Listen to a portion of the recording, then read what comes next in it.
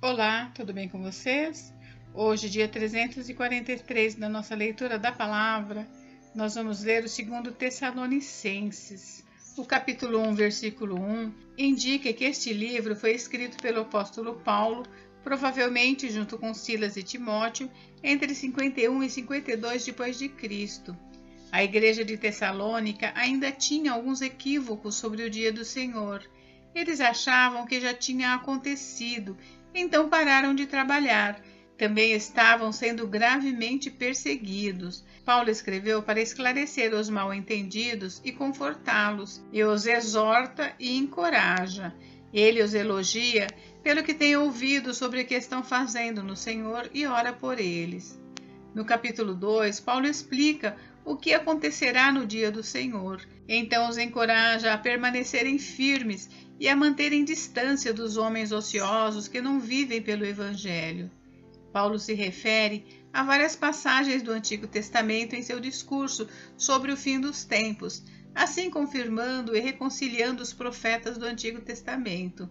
Este livro está repleto de informações sobre o fim dos tempos. Grande parte de seu ensinamento sobre o fim dos tempos nessa carta é baseado no profeta Daniel e suas visões. Ele também nos exorta a não sermos ociosos e a trabalharmos pelo que temos, e algumas orações desse livro podem nos servir de exemplo sobre como orar pelos outros crentes de hoje. Bem, esse livro tem 3 capítulos. Vamos à leitura? Capítulo 1. Prefácio e saudação. Paulo, Silvano e Timóteo, à Igreja dos Tessalonicenses em Deus nosso Pai e no Senhor Jesus Cristo. Que a graça e paz de Deus nosso Pai e do Senhor Jesus Cristo estejam com vocês. O juízo de Deus. Irmãos, devemos sempre dar graças a Deus por vocês como convém, pois a fé que vocês têm cresce cada vez mais e o amor que todos vocês têm uns pelos outros vai aumentando. É por isso que nós mesmos nos orgulhamos de vocês nas igrejas de Deus, por causa da perseverança e da fé que vocês demonstram em todas as perseguições e tribulações que estão suportando. Isso é sinal evidente do juízo de Deus para que vocês sejam considerados dignos do reino de Deus, pelo qual vocês também estão sofrendo. Pois, de fato, é justo para com Deus que ele retribua com tribulação aos que causam tribulação a vocês, e que dê a vocês que estão sendo atribulados alívio juntamente conosco, quando do céu se manifestar o Senhor Jesus com os anjos do seu poder, em chama de fogo, tomando vingança contra os que não conhecem a Deus e contra os que não obedecem ao Evangelho do nosso Senhor Jesus.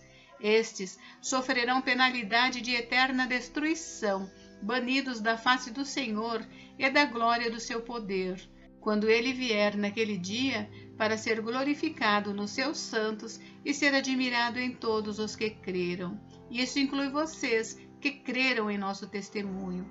Por isso, também não cessamos de orar por vocês, pedindo que o nosso Deus os torne dignos da sua vocação e cumpra com poder todo o propósito de bondade e obra de fé, a fim de que o nome do nosso Senhor Jesus seja glorificado em vocês, e vocês sejam glorificados nele, segundo a graça do nosso Deus e do Senhor Jesus Cristo. Capítulo 2. O homem da iniquidade e a vinda do Senhor.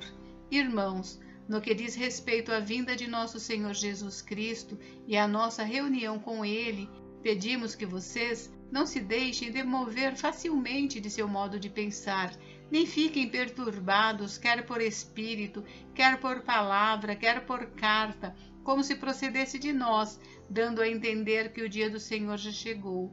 Ninguém de modo nenhum os engane, porque isto não acontecerá sem que primeiro venha a apostasia e seja revelado o homem da iniquidade, o filho da perdição, o qual se opõe e se levanta contra tudo que se chama Deus e é objeto de culto, a ponto de assentar-se no santuário de Deus, apresentando-se como se fosse o próprio Deus. Vocês não lembram que eu costumava lhes dizer estas coisas quando ainda estava com vocês?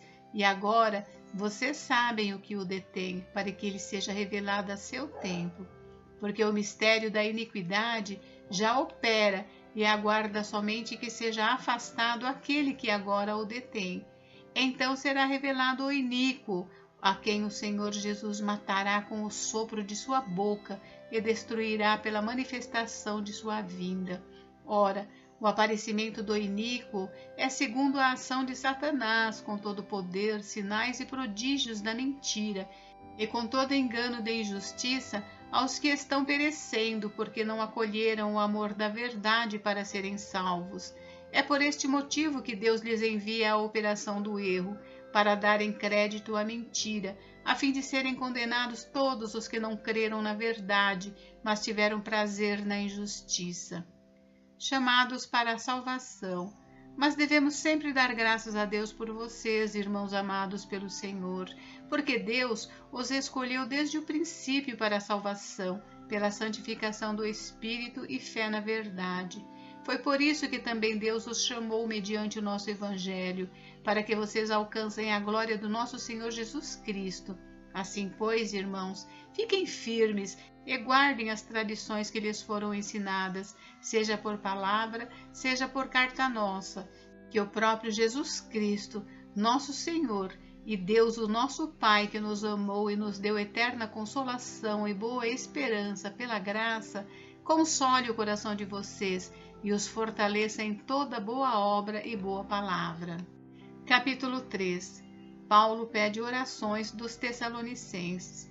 Finalmente, irmãos, orem por nós, para que a palavra do Senhor se propague e seja glorificada, como aconteceu entre vocês.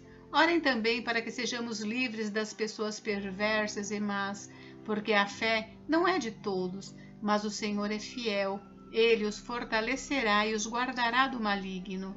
Temos confiança no Senhor quanto a vocês, de que não só estão praticando as coisas que lhes ordenamos, como também continuarão a fazê-las.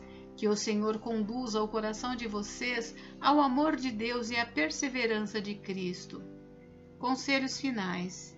Irmãos, em nome do nosso Senhor Jesus Cristo, ordenamos a vocês que se afastem de todo irmão que vive de forma desordenada e não segundo a tradição que vocês receberam de nós, porque vocês mesmos sabem como devem nos imitar, visto que nunca vivemos de forma desordenada quando estivemos entre vocês, nem jamais comemos pão à custa dos outros. Pelo contrário, trabalhamos com esforço e fadiga, de noite e de dia, a fim de não sermos pesados a nenhum de vocês. Não que não tivéssemos o direito de receber algo, mas porque tínhamos em vista apresentar a nós mesmos como exemplo para que vocês nos imitassem. Porque quando ainda estávamos com vocês, ordenamos isto: se alguém não quer trabalhar, também não coma, pois de fato ouvimos que há entre vocês algumas pessoas que vivem de forma desordenada, não trabalham, mas se intrometem na vida dos outros. A essas pessoas determinamos e exortamos no Senhor Jesus Cristo que, trabalhando tranquilamente, comam o seu próprio pão. Quanto a vocês, irmãos, não se cansem de fazer o bem. Caso alguém não obedeça a nossa palavra dada por esta carta, vejam de quem se trata e não se associem com ele, para que fique envergonhado.